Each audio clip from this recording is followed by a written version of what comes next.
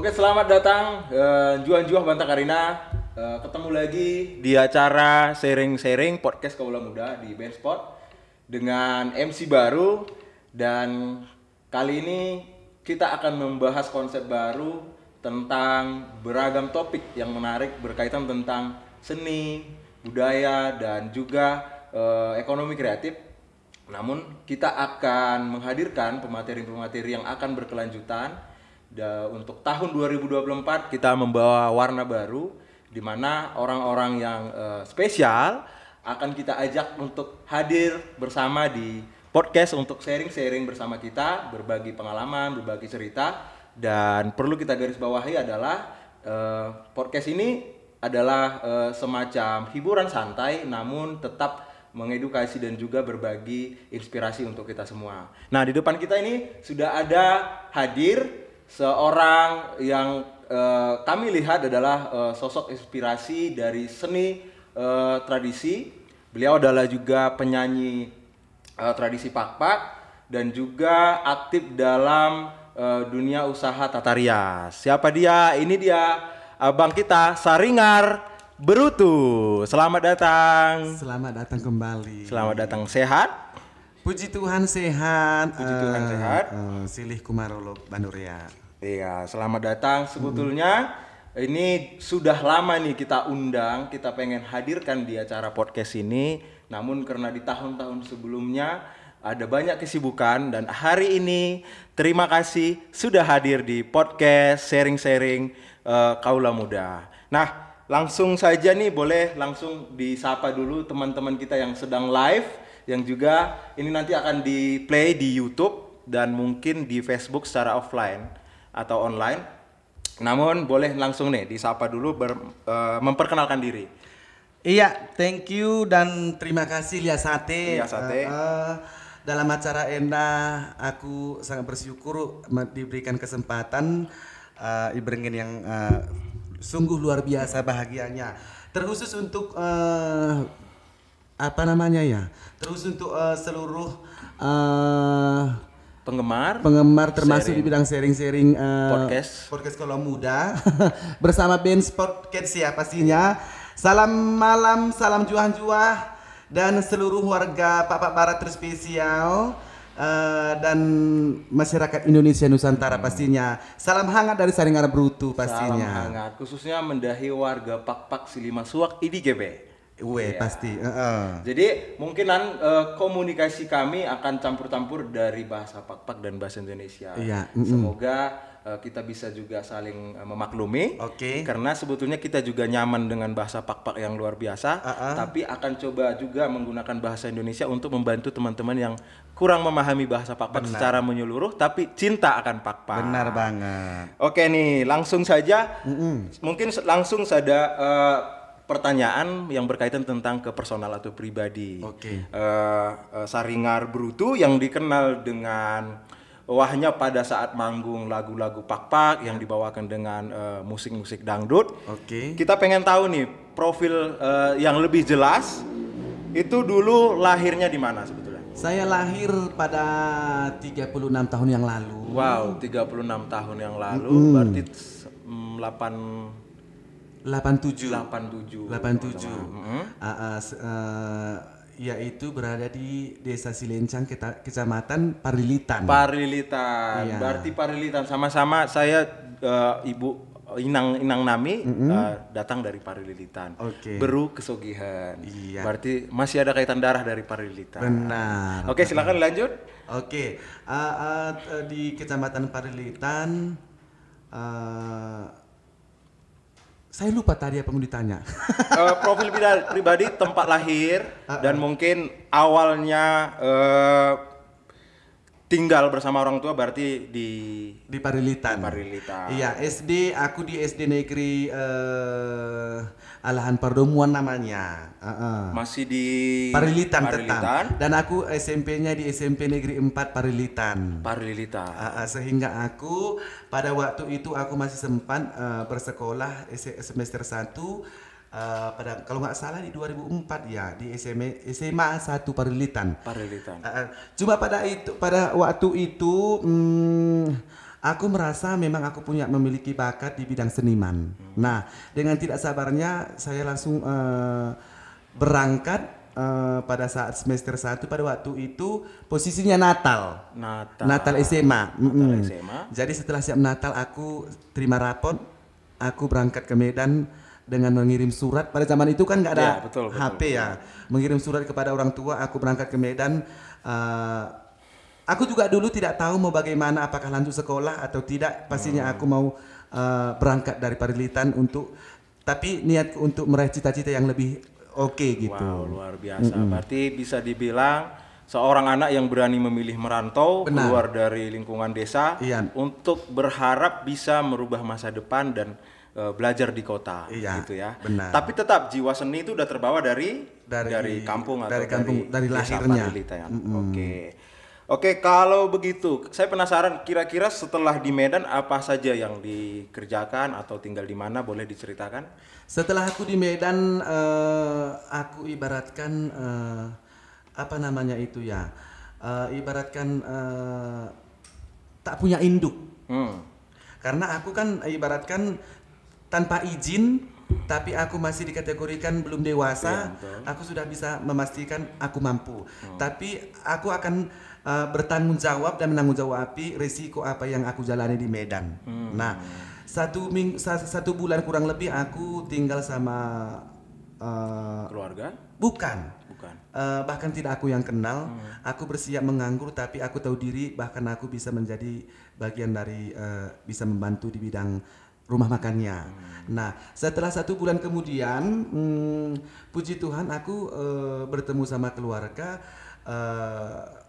bolak-balik ke rumahnya. Pada saat itu keluarga ini termasuk dari kampung kan. Namun dia juga tinggal sama orang. Nah, maksud saya ini dia juga nggak bisa memastikan bahwa aku itu bisa tinggal sama dia. Nah, pendek cerita, 1 minggu kemudian dia sakit, lalu aku berkunjung. Nah, rupanya rumah yang dia tinggali ini adalah salah satu dulu pejabat yang ada di daerah, yaitu Pak MP Tumanggor. Oh, Bapak MP. Nah, pendek cerita, tiba-tiba pada saat aku mengurus keluarga ini yang pada saat itu sakit, tiba-tiba Nyonya MP datang. Beliau kan, kami bertemu. Nah, lalu aku ditanya, kamu orang mana? Aku orang Silencang. Oh, lalu ditanya semua masalah orang tua, keluarga. Ternyata keluarga. Nah, pendek cerita, kenapa bisa cabut dari Parilitan? Aku pengen meraih cita-cita di Medan, dan aku pengen pola pikirku, aku pengen lebih maju. Makanya aku berangkat secara nekat gitu. Oke, baik, seru sekali. Berarti pada akhirnya di Medan sebetulnya bukan bermimpi untuk melanjutkan sekolah, tapi justru mungkin lebih mau nyari kerja kian niatnya kah atau bagaimana? Sebenarnya dulu aku pernah pernah dulu setelah SMP kan kita kan tes. Aku tes kalau nggak salah satu dulu di bagian musik di Medan lolos. Cuma karena memang orang tua memang ekonominya memang terbatas, itu hilang seketika angan-angannya. Namun aku nggak mau. Namun dengan kesemangatanku aku tetap harus gigih dan pede dengan berangkat di Medan. Nah, setelah di Medan aku tetap memang pengen pendidikan, pengen tetap melanjutkan pendidikan formal. Namun tetap aku pengen secara cepat berkarya. Daripada aku tinggal di kampung, aku pengennya berkarya di kota. Mungkin lebih cepat jalurnya begitu. Prinsip saya dulu. Oke, semakin menarik nih. Berarti kalau tidak salah itu dulu masih baru 1 SMP ya? Satu SMA ke Medan.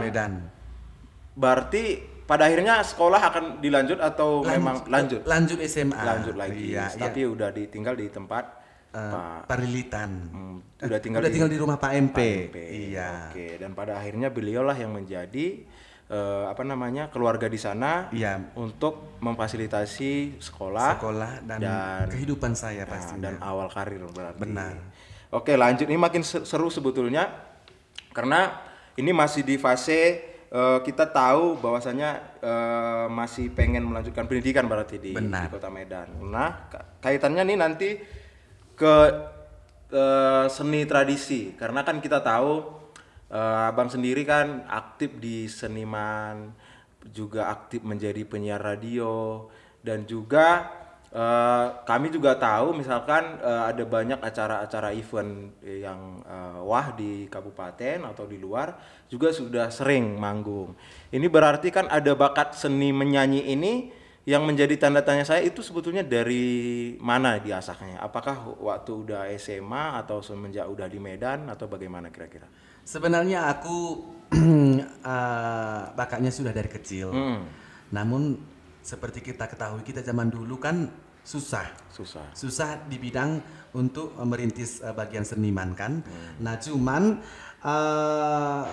ya seperti kita bilang tadi, aku percaya Tuhan Maha Tahu dengan apa yang isi hatiku. Nah dari kecil aku sebenarnya sudah sering seperti bagian di gereja ya, suka tampil aktif di pelayanan, bagian kornya gitu. Nah bahkan dulu bagian anak-anak saya sering dirijen bagian terus udah nyampe ke Medan memang aku pengen kali penyanyi, aku pengen kali sebagai MC, tapi memang dulu minatnya aku memang setidaknya nggak bisa aku penyanyi nasional, setidaknya aku bisa penyanyi pak gitu. Walaupun aku asalnya dari Parilitan, aku memang dulu penggemar lagu-lagu Pak, ya kan, karena memang seperti silih ketahui kami di Parilitan kan Kabupaten Humbang Hasundutan, ya kan. Cuma aku dulu zaman-zaman era 2000-an dulu, era-era radio, sering aku mendengarkan ya lagu-lagu Carolina begitu ya. Jadi ya memang pengen dalam benak hatiku, aku pengen kali seperti mereka. Nah setelah di Medan aku jalani berkenalan dengan beberapa penyanyi Pak seperti Carolina yang respon kepada saya. Lalu walaupun zaman SMA dulu aku sering ikut festival lagu dangdut juga sebenarnya. Aku coba-coba gitu di Medan. Karena dari mana caranya aku bisa tampil kalau nggak dari di bidang seperti festival gitu ya. Kontes. Bahkan dulu lagu-lagu Pak aku ikuti, kadang menang, kadang kalah. Tapi semua jadi proses membentuk mental ya. Benar. Supaya nggak demam panggung, lebih percaya diri seperti hari ini. Kalau udah dikasih mic spontan aja langsung bisa nge-MC, langsung bisa nyanyi, luar biasa. Nah ini sangat menarik. Saya mengamati sebetulnya, saya yakin nggak ada hal yang instan dan mudah tercipta tanpa melewati proses-proses yang rumit. Benar. Seperti yang kita tahu mungkin orang, enak nih ya enggo bagian, tapi kan orang nggak melihat proses silih di balik bagaimana dulu berjuang misalkan sampai hari ini, bagaimana supaya bisa dikenal orang lebih luas, bagaimana supaya karya-karya kita itu bisa diterima, baik itu dari sisi dunia tata rias dan juga dekorasi pelaminan dan segala macamnya. Nah saya mungkin akan bertanya pada lebih kepada cerita buruk dulu nih. Benar. Titik terendah yang pernah dirasakan Silih semenjak menjalani karir ini kira-kira kalau bisa lebih spesifik di tahun berapa atau dalam hal apa kira-kira dalam karir? Karir ini mulai dari seniman atau sampai di titik di dekorasi? Dari seniman aja, dari seniman atau juga di dunia dekorasi atau seni tradisi lain? Kalau di seniman awalnya dulu memang aku tidak menyangka ternyata bahkan dulu di bidang seniman ini boleh dikatakan aku sempat dulu tidak seperti enak yang kubayangkan. Nah salah satunya kenapa saya bilang seperti ini, di zaman SMA aku dulu seperti saya bilang tadi, aku pengen banget sebagai penyanyi Pak. Bahkan ada dulu salah satu penyanyi senior lah dikatakan, aku tahu bahwa proses itu bukan instan tapi aku pengen belajar. Nah, dengan aku gigihnya belajar tapi aku pengen diasuh oleh beberapa senior. Ya. Tapi yang aku dapatkan ini malahan hinaan, penolakan gitu ya. Kalau penolakan masih lumayan. Oh, di atas penolakan. Di atas penolakan. Irehe kalohon bagi di. Berarti macem pagit. isi macam na pagi na tenggina. Kalau bagai Cina dal dak. Cina Cina giling. Pokoknya tuyung dal mo. Isi pada waktu ni aku memang boy kukuso mi diriku, bahkan mi Tuhan pe pernah kukuso. Tuhan mulu memang aku itakdirkan ko menjadi perende, kasa menjadi aku dapat hinaan ataupun dapat ejaan. Apa memang desin rezekiku bagi? Karena cuma aku bertanya, aku menjawab. Nah, setelah engkau bagi ini termasuk kuhayati 1 hari, 2 hari, 3 hari, aku bangkit dalam tidurku. Ya biarlah. Dalam benak hatiku kami sama-sama ciptaan manusia, ciptaan Tuhan. Udahlah. Pokoknya rana pahiten pagiten akan kutelan, tapi akan suatu saat akan kubuktikan bahwa aku itu mampu walaupun secara otodidak. Sebenarnya aku seniman otodidak. Dan akan kubuktikan dengan belajar walaupun prosesnya panjang bagi. Bahkan pada waktu ini baku nih mau ngikuti PI bayar merende siap lah kan bagi di karena nggo hobi nggo happy iya. Senang menghibur kala jadi malah pernah ku alami yang paling pahit nggo bagi nggo bayar ici durukan kala ding astaga. Sebenarnya bagi Rana tandai kan udah perlu tangis kan cuman kan imo proses siap bagi nah tetap bagi Rana tandai aku tetap berdiri. Mula aku isinai, ya udah nggak masalah. Dan aku tetap berdiri. Mungkin bagian dari cedurkan, kaduan mudah-mudahan ndane. Selalu berpengharapan bagi Musili. Dan pada akhirnya ejekan cemooh kala menjadi semacam cambuk bantah dan kita jadi lebih semangat dan membuktikan berarti mungkin tahu dakin bagi udah jadi kita semangat. Jadi lo rasa syukur ibalik ejekan dan rehe-rehe kala. Jadi kita lebih semangat akhirnya boy kita mencapai angan-angan. Luar biasa. Janah enda sebetulnya mau aku penasaran aku spesifik penasaran era-era tahun sadike kira-kira karena mau aku lahir 94 menikmati musik mungkin berarti kita pain 6 tahun teh. Iya, Molo dah salah aku era hitsna lagu-lagu isi yang kira-kira Carolina Banurea kah atau Simmer Para Group?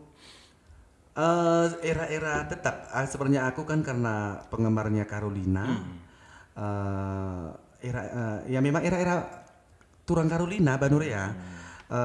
Mulai dari si kubetona lagu Carolina kan Ardia Sada Anya dua ku ikuti. Mulai dari lagunya Pejumpa Mata nang memang ku ikuti. Nah memang pada waktu ini menurut salah aku yang berdekatan dengan Simmer Para dekat turang diri sebrutu kan. Nah era-era ini aku munculna dan aku pada waktu ini muncul PH-nya ya bayangkan aku baru tamat SMA diengisikan ya ikut-ikutlah ikut sana ikut sini bahkan pada waktu ini aku pernah aku berharap diajak oleh dengan dan aku berharap minimal aku udah mengimbangi kalai minimal aku 1/4 kalai. Nah, lot sada event di Medan sebenarnya kakak Carolina ngomong ngajak, ya kan?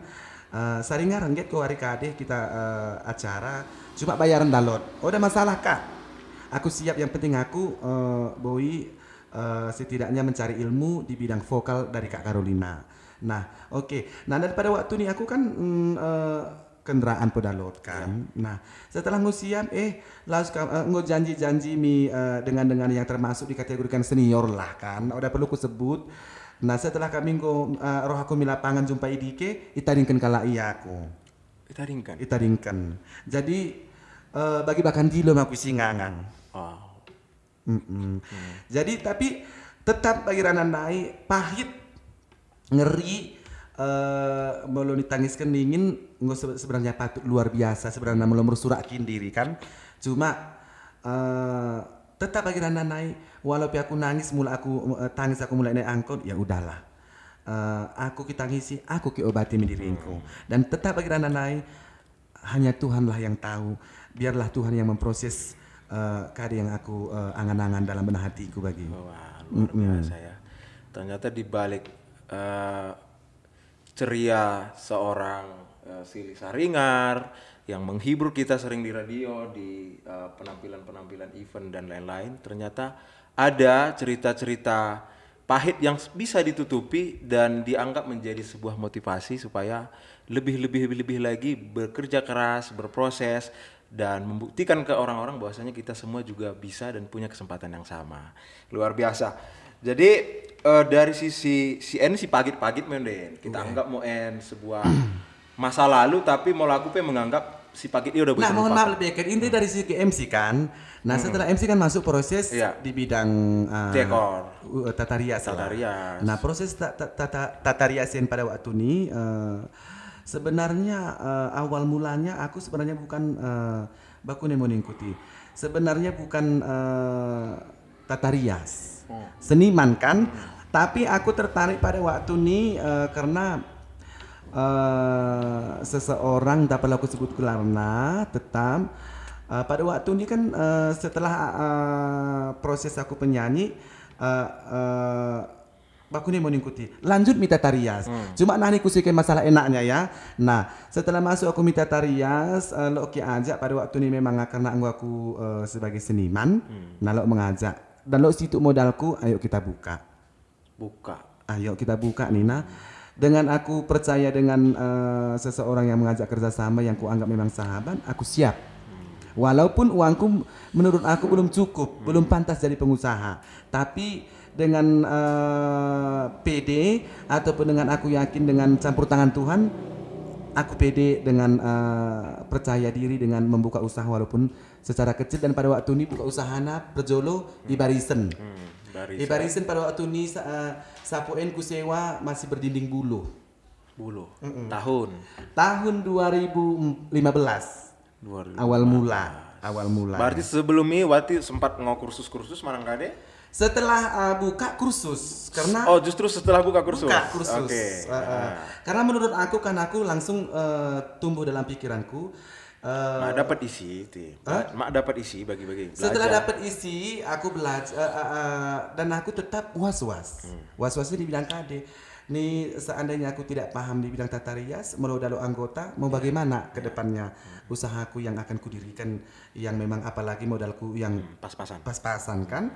Nah, belajar boimi Medan, boimi Busalam, boimi Tanah Karo, macam yang kudalami. Nah, walaupun sebenarnya tetap aku yang mengikuti, tetap kuserahkan tetap mi Tuhan dan aku yakin usahain akan berjalan dengan lancar walaupun bukan mudah juga yang kulewati. Salah satunya ada unjani silih.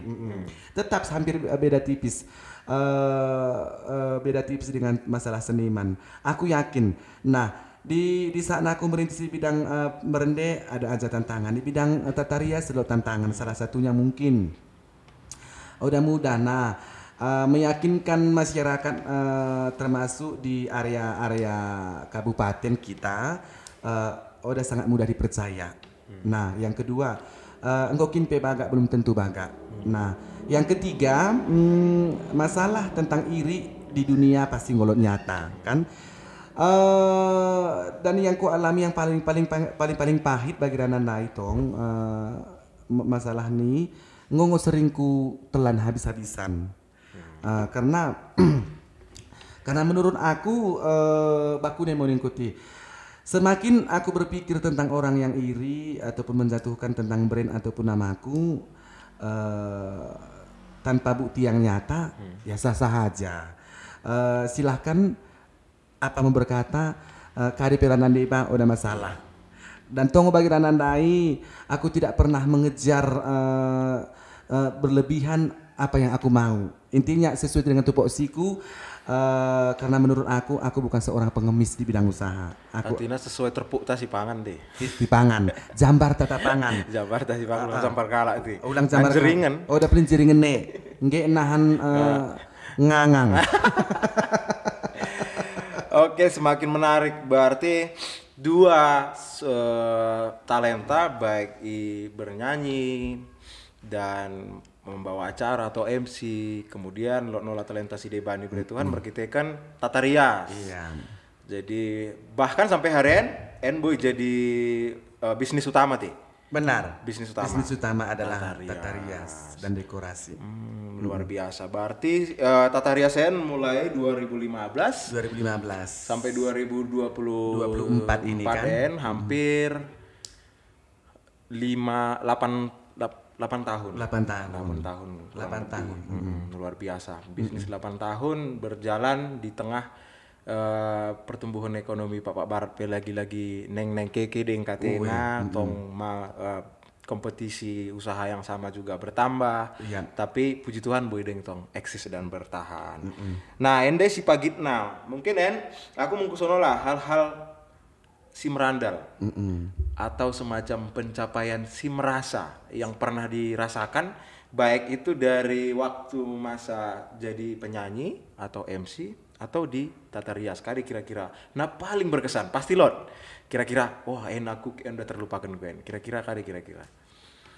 Yang paling udah terlupakanku sebenarnya yang paling berasa di bidang penyanyi. Pada waktu aku di 2000, pada waktu ini masih bupatinya kalau nggak salah Pak Berasa. Iya kan, setelah dari Pak Heri Muger. Kan dulu setelah Pak Heri Muger almarhum, nah jadinya digantikan oleh Pak Wakil Pak Berasa ya. Nah pada waktu itu aku kan sudah jadi penyiar radio di salah satu di Dairi. Oh di Dairi ya? Di Dairi. Iya di radio pemerintah Dairi. Nah, aku dulu setelah penyiar radio di Dairi, zaman-zaman era di 2007 baru aku taman SMA, aku langsung dapat pekerjaan radio. Itu tetap direkomendasikan oleh Pak MP Tumanggor. Nah, setelah itu 1 bulan, 2 bulan sampai 6 bulan tetap lihat saat aku doa kami Tuhan dalam aku merempahkan acara Pak. Pada waktu ini programnya acara Pesada Ukur. Iya. Nah, puji Tuhan programnya naik bagi di seluruh Pak Silimasua. Iya kan?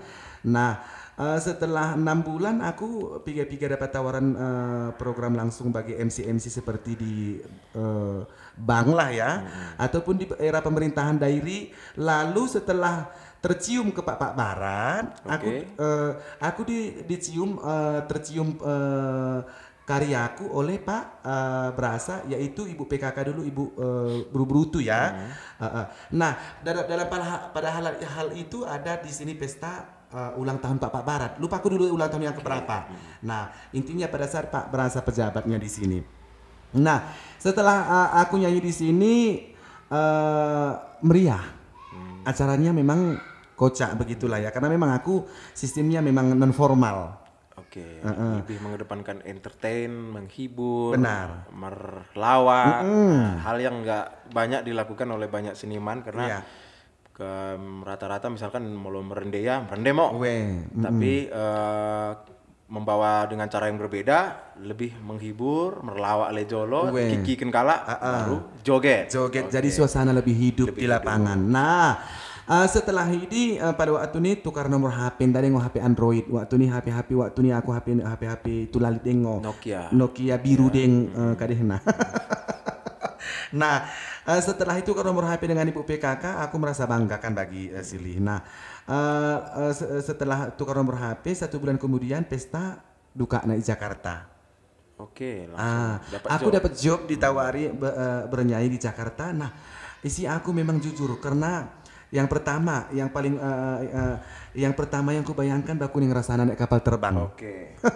Yang kedua, aku bolak-balik berkaca apapun ceritanya, aku tetap bertanya ke diriku sendiri, apa aku udah sehebat itu? Apa karya aku udah memang sanggup untuk ke Jakarta, untuk menghibur masyarakat di Jakarta?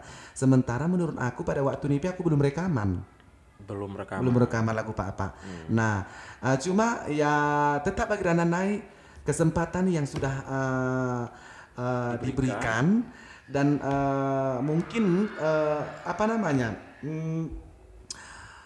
Karya yang aku belajar selama di radio pemerintah daerah mungkin sudah diakui. 2 kabupaten lah, Dairi dan Papua Barat menurut aku pada waktu itu kan. Ya udah, dan sebelum berangkat, contohnya besok mau berangkat malam hari ini, aku udah nggak bisa lagi tidur. Oh, kibayangkan? Ya. Kibayangkan bakuning yang rasana, bakuning Jakarta, bakuning pesawat nahan, bakuning cara naik karena bayangkan waktu kita anak-anak kan ikut tadi diri silencang lewat kapal terbang karena samping pe pernah nih ikuti sampai udah netri dah sampai dos bak empun kan gue tawarkan lakoning berangkat biar no damang tabu imo deh bang isin udah mang tabu bakuning undiang rasana ando udah maku terpedem entah aku terpedem mi Jakarta santok kalak ngomong bedemen pesawat aku tong keke rubah ngar aku tong menengen kiri kanan imo yang paling berkesan yang menurut aku pencapaian yang entah pernah kuduga, entah pernah kusangka, termasuk dikategorikan tangis bahagia lah aku, ya kan? Tangis bahagia memang pada sampai aku di Bandara Soekarno-Hatta Jakarta, memang aku sih jujur Tuhan, aku sangat luar biasa. Kebaikanmu kepada aku sehingga aku bisa menginjak ibu kota Jakarta pada umur sekitaran 18 tahun. 18 tahun. Iya. Dan aku sudah bisa menghibur pejabat Papua Barat bahkan masyarakat yang ada di Jakarta. Dan puji Tuhan nyampe ke sana aku menghiburnya tetap dengan luar biasa dan memang penontonnya pun suka. Iya. Dan pada akhirnya berarti titik sukacita paling luar biasa dan menjadi semangat untuk menggali berkarir di seni tarik suara. Benar. Oke, luar biasa. Ya. Berarti semenjak saat itu sampai sekarang pernah rekaman?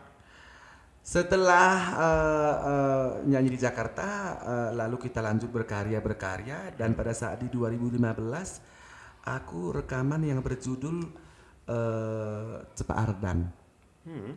Dan pada waktu ini Petong Mango, aku berharap produser Lodki rekam suaraku. Karya siapa kira-kira? Karyanin adalah penciptanya Cepak Ardan, Muslim Buang Manalu. Pada waktu ini tepeh lagu puncaknya ibabu lagu Anggun-Anggun, Meranggun-anggun ko turang, meroa-oah ko impang. Yo, roa ti. Udah gemboy 2 kala isi. Telu pe boy. Sangkat diri. Iya. II 2015. Lupa aku, 2012. Berarti waktu itu 3 lagu rekaman. 10 lagu dan memang aku pada waktu ini sebenarnya waktu ini produser tapi tong bagirana nai rezeki kukin ngopana memang tantangan berat. Di tengah jalan produser kami mundur. Nah, mau tidak mau menurut aku yang sudah capek-capek dan ku bawa pada waktu ini ada 3 kami artis. Yang pertama ada Elvira Brumani, yang ketiga ada Sabar Situngkir. Nah akulah yang pertama kan gitu. Nah pada waktu ini memang awalnya aku ditawari, lalu ya pengen pada waktu ini penyanyi Pak yang muda ataupun yang baru, pendatang baru. Nah kamilah pada waktu ini kesempatan telu. Oh pendatang baru. Si dua nai ngomike? Si dua nai, si Elvira Mani imo ya berumah tangga dengan salah satu penyanyi Toba sebenarnya, walaupun dia sebenarnya tetap Pak Nabasa Trio kan, si kalau ada salah aku Jojo Bancin. Nah si Sabar Situngkir tetap jadi beralih sama seperti aku di Tata Rias. Sabar Situngkir. Nah, dan pada waktu ini daripada Mela, Putin mau giamkan Mela daripada pemela-melakan katengku. Dengan memohon kepada Tuhan tetap dan dengan sedikit banyaknya ngombe kutandai ibaratkan orang-orang yang berduit di Pak. Jadi aku minta tolong. Mohon bantuannya aku rekaman. Pada waktu ini kurang memang kepengen sekitaran 12 juta dan minta tolong aku secara memohon dapat 5 juta, ku tambahi dari 7 juta. Lalu keluarlah album kami sebanyak 2000 keping. 2000 keping. Iya. Laris. Puji Tuhan habis. Berarti balik modal. Balik modal. Iya. 2012. Iya, bahkan dikategorikan dari kami dengan berjuangnya tetap setelah siap rekaman, siap syuting, kami lagi jualan keliling pajak. Ya kan, pasar.